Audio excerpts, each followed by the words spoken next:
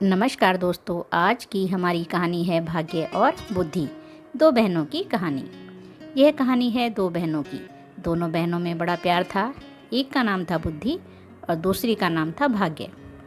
वैसे तो हमेशा वो दोनों मिलजुल कर रहा करती थी, लेकिन न जाने क्यों एक दिन उन दोनों में एक बात को लेकर बहस हो गई। मुद्दा था कि दोनों में से बड़ी कौन है। दोनों को ही नहीं पता था कि कौन बड़ी है, इसलिए वे दोनों ही अपने अपने बड़े होने का दावा कर रही थी।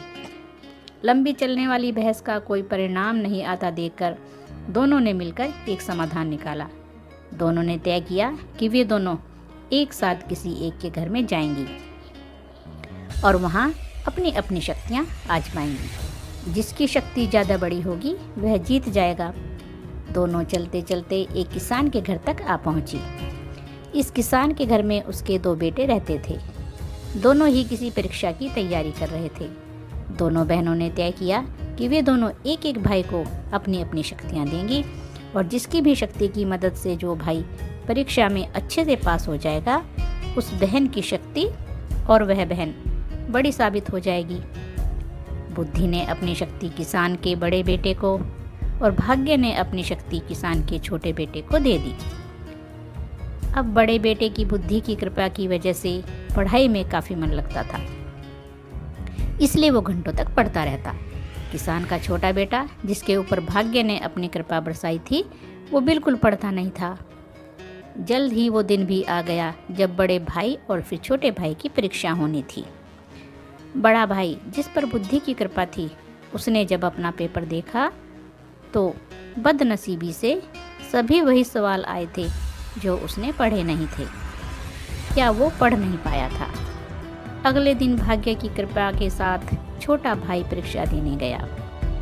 भाग्य उसके साथ था, इसलिए उसके पेपर में सबसे आसान प्रश्न पूछे गए थे, लेकिन सब व्यर्थ था क्योंकि उसने कुछ भी नहीं पढ़ा था।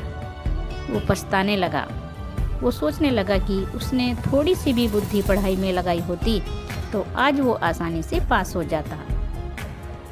इस तरह बिना भाग्य के किसान का बड़ा बेटा और बिना बुद्धि के किसान का छोटा बेटा परीक्षा में फेल हो गए। इस घटना से भाग्य और बुद्धि दोनों बहनों को ये अच्छे से समझ में आ गया कि जब वो अलग अलग हैं तब दोनों ही छोटी हैं और साथ हैं तो दोनों ही ताकतवर और बड़ी हैं।